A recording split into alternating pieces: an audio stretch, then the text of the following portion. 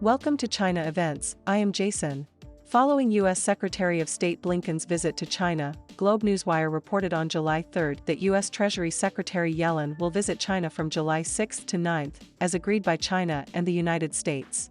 On the matter of Yellen's visit to China, the U.S. media has long released the wind in advance. In addition, in the case of the Chinese side has not yet been officially announced, the U.S. Treasury Department is also released in advance of the circular, to further build momentum for Yellen's visit to China. According to the U.S. Treasury Department, Yellen's visit to China has at least two purposes, one of which is to implement the important consensus reached at the U.S.-China leaders' meeting in Bali last year, and the other is to discuss with the Chinese side ways to get along responsibly, such as properly managing differences while also communicating in depth on areas of common concern. As for what areas of common concern the U.S. side wants to express, some analyses have argued that, given that the U.S. side has repeatedly linked the U.S. debt crisis to global macroeconomic and financial developments before, this means that Yellen will most likely take the form of moral kidnapping to force China to increase its holdings of U.S. debt in order to preserve the problems of the global economy. From a practical point of view, such an analysis is not unreasonable. For on the very day that China confirmed Yellen's visit to China, she met with Chinese ambassador to the U.S. Xie Feng. According to a news release from the U.S. Treasury Department afterwards, during which Yellen particularly emphasized that China and the United States, as the world's two largest economies, should work together to address a series of global challenges, including macroeconomic and financial issues. Obviously, Yellen can't wait to get China's support and help on the U.S. debt issue.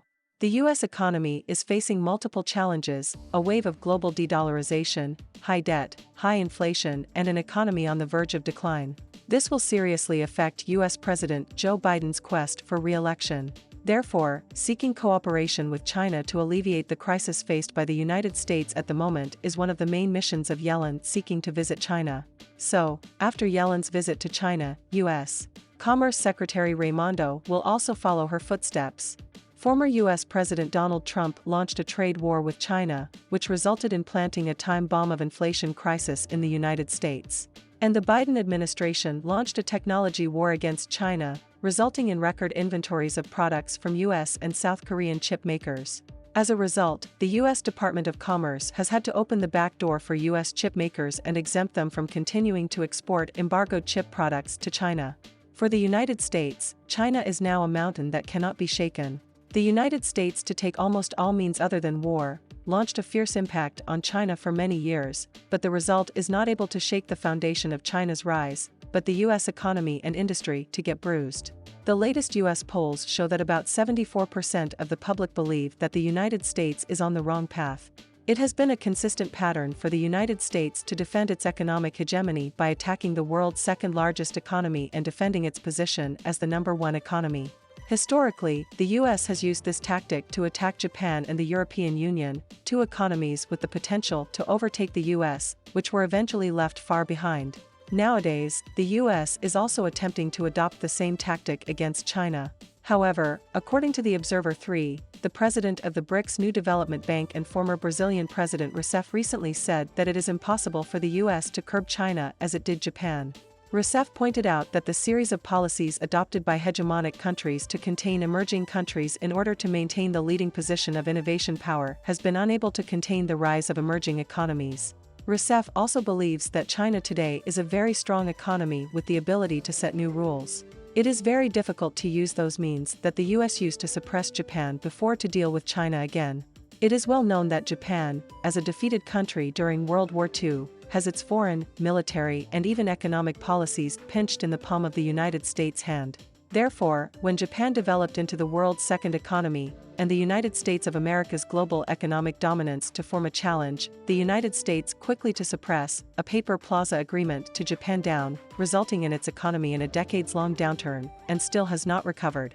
Rousseff not only fought for Japan, but also pointed out that Japan was successfully contained because of the loss of sovereignty. China is both sovereign and independent and has a comprehensive range of industries the United States wants to contain. Difficult.